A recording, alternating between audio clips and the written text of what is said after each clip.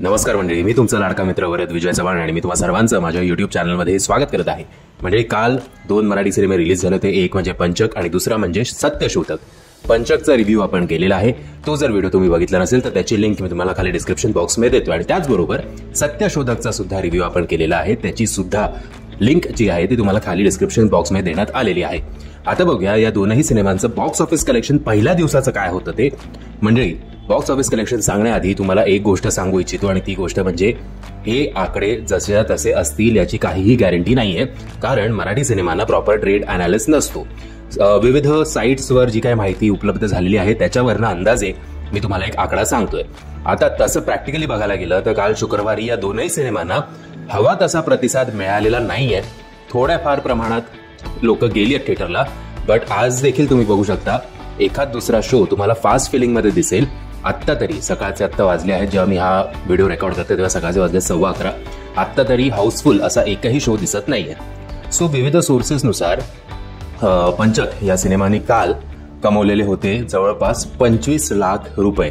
हो, ज्या प्रकारचे कलाकार या सिनेमाबरोबर असोसिएटेड आहेत, ज्या प्रकारची, ज्या स्टँडर्डची आणि ज्या क्रेजची निर्माती, जिला एक प्रचंड फॅन फॉलोइंग आहे, माधुरी दीक्षित, ही सगळी मोठी नावं असून सुद्धा ओपनिंग हवी तशी या सिनेमाला मिळालेली नाहीये। आता आशा करूया की वर्ड ऑफ माउथनी आज म्हणजे शनिवारी आणि उद्या रविवारी हा सिनेमा ऍटलिस्ट 1-2 करोड मध्ये कमाई करेल।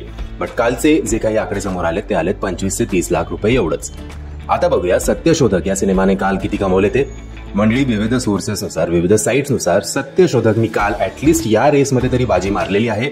आणि काल म्हणजे हा जो आता तुम्हाला मी आकडा सांगणार आहे तो असा काही आपल्याला प्राऊड फिलिंग आणेल असं नाहीये, बट पंचकपेक्षा बरा आहे असंच आपण म्हणू शकतो।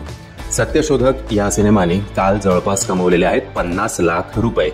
आता बघूया आज शनिवार आणि रविवार हे दोनही सिनेमे बॉक्स ऑफिसवर चांगली कामगिरी करू अशी आशा करूया। पण प्रॉब्लेम तोच होतो, जर समजा या दोन सिनेमांपैकी एका दिवशी एकच रिलीज असती तर हा जो क्राऊड डिवाइड झालाय तो एकाच सिनेमाला केला असता, पण कुठलाही निर्माता असा प्रोफेशनल विचार मराठी सिनेमांच्या बाबतीत करत नाही, ही दुर्दैवाची गोष्ट आहे। पुन्हा एकदा पंचकनी 25 लाख, 25 ते 30 असं पकडा आणि सत्यशोधकनी 50 ते 60 लाख असं पकडा।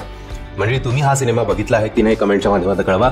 आणि जर तुम्हाला हा व्हिडिओ आवडला असेल तर प्लीज या व्हिडिओला लाईक, शेअर आणि चॅनलला सबस्क्राईब करायला विसरू नका। जय हिंद, जय महाराष्ट्र।